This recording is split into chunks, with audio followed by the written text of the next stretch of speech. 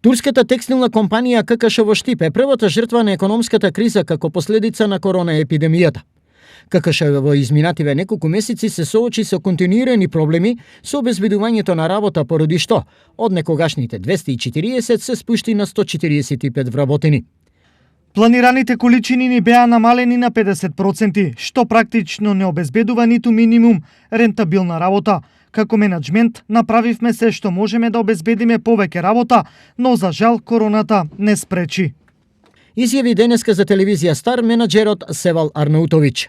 Од овие причини, од крајот на јули фабриката е затворена, работниците се исплатени и привремено отпуштени, објасни нашиот соговорник. Сепак, надеж ККШ повторно да проработи има.